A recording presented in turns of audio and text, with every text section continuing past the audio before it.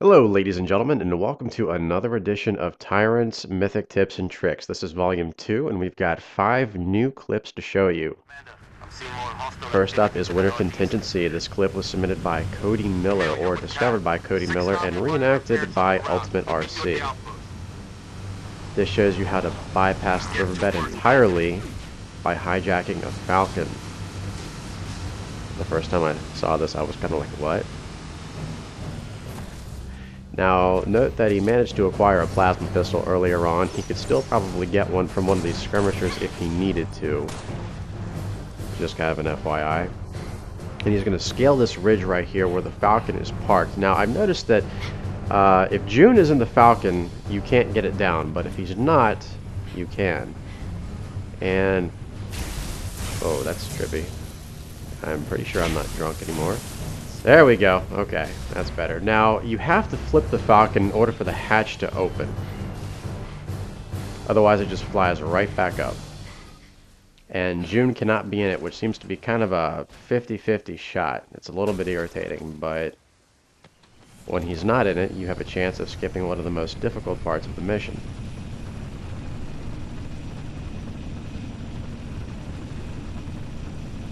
Now you're going to fly over to the riverbed. And note the dropship that is assaulting your troops. Boss, we're picking up a distress signal. Mayday, 3 Charlie 6. Does anyone read? You were attacked by Covenant forces. The Covenant that guy must know range. Ben Stein. That could not have been range. reenacted more horribly.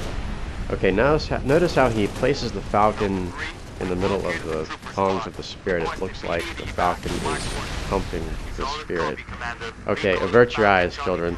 Alright, now essentially what he does is he uses the Spirit to break through the invisible barrier that's ahead.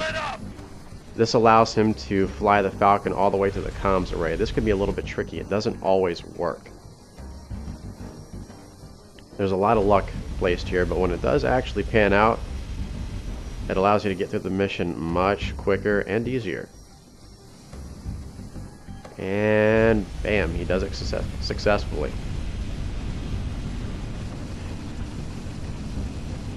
Thank you, Mr. Miller, for your contribution.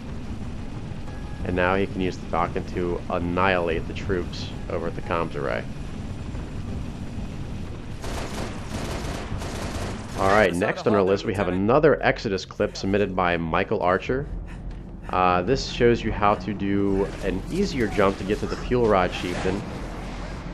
A little bit easier than the one that I conjured up for the Mythic guide. And a little tad bit more reliable. Now this has been reenacted by me. I did actually do a little bit of tweaking to this, you'll see in a minute. Other side, on my mark. 3. Capture the landing pad of the... They tell me to keep up, but I'm pretty sure I'm still ahead. Now I actually tweaked this a little bit from my old run too. I jump in different places for the jetpack. That's why I started all the way back here. It seems to be a little bit more reliable and a little bit easier. I'm gonna jetpack around this ledge and follow the ledge all the way to the end.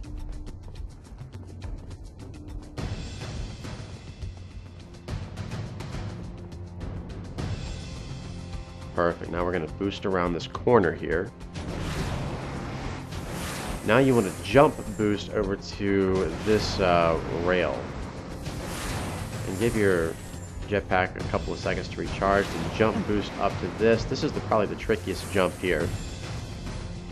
Grab that health pack because I know we took some damage. Head up to the roof level, Spartan. Now we're going to boost up here. There's the pad. Extend to that tower. And all the way to the top. Now, this is the moment you've all been waiting for. We're not going to bother engaging any of the enemies this time. We're just going to take our DMR and move on forward. And all you really need to do here is use the jetpack and jump off the ledge. Go ahead and boost over to this, I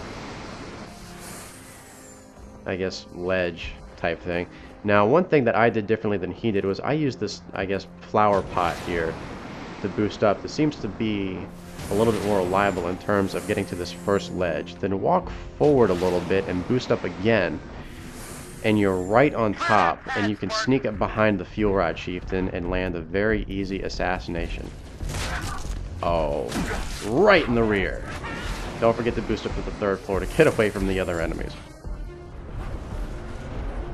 Okay, this next little gem was submitted by Sanghelios.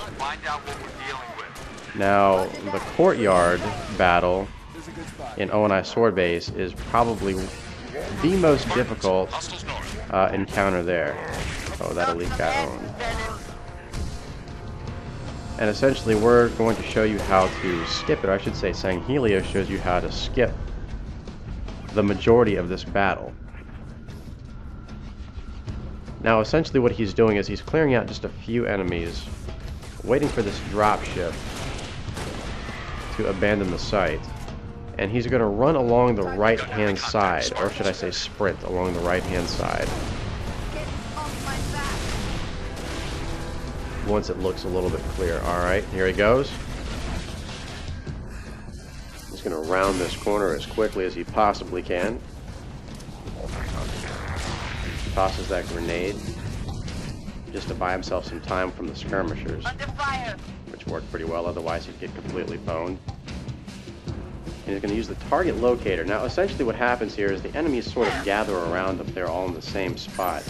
They'll advance pretty quick, but you know what? Cat does too, which, oh, that's a lot of fire. I'm sorry, I'm mesmerized by things that burn. Okay, so now he's going to pick off the remaining enemies. And since Cat has him distracted up on the top of the courtyard, this allows him to easily sneak up behind them. Now notice how he put down the target locator and retrieved his plasma pistol just in case he needed it for the elites. But he should be able to land this assassination. There you go. There's 2 more elites left alive. Cat's doing a pretty decent job here. There we go. And the courtyard is clear in like 2 minutes. Thank you, Sanghelios. Okay, this next one is also O&I Sword Base. This was submitted by Naked Eli. Interesting name. And what we're doing here is essentially showing you how to, instead of using the Wraith, we're going to speed run both objectives. You heard correctly. Actually, Naked Eli currently has the world record time for O&I Sword Base on Mythic difficulty. The old Farragut station has its own comms. Now he does have the target locator and the DMR. We're going to approach the AA gun first, and what he's going to do is he's going to hijack the ghost that's up here. AA gun is to the west, comms array is to the east. Let's roll. He's going to sprint towards it. Whoa. There we go. Almost got away from him.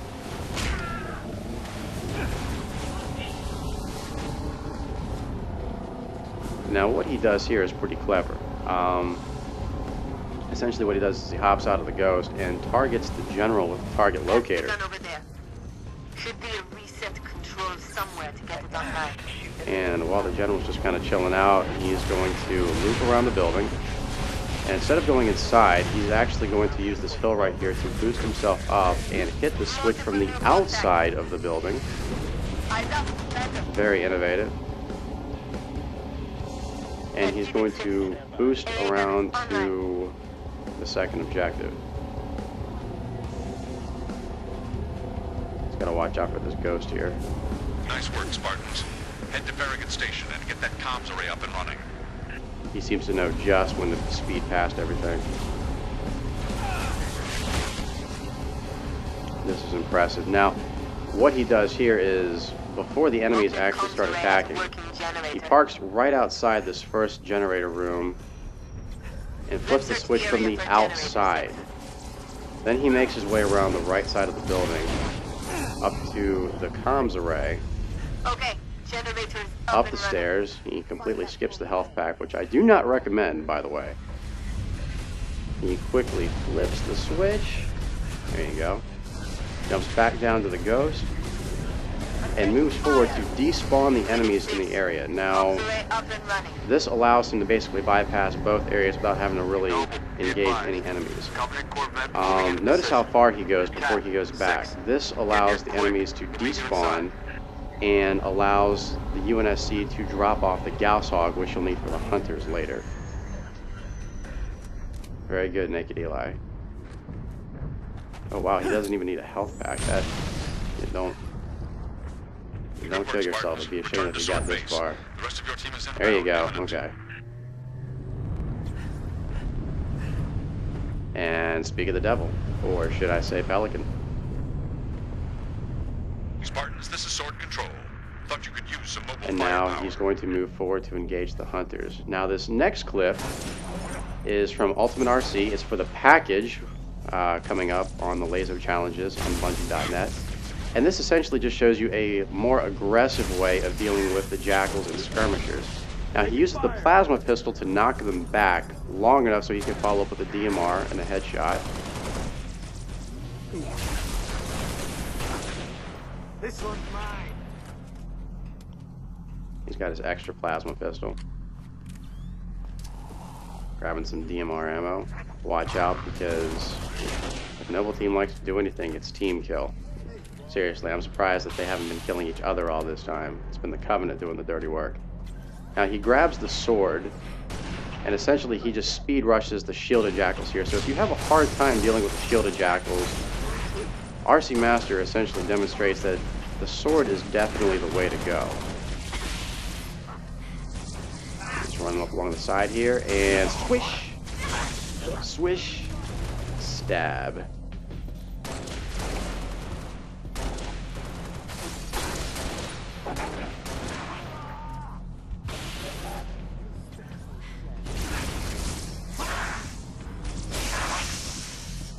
I almost feel bad for the jackals right now. They may like the spoon, but I'm pretty sure they don't like the fork. And now the area is clear. Thank you for watching this week's Mythic Tips and Tricks. Stay tuned next time for a special Pillar of Autumn edition. Thanks for watching.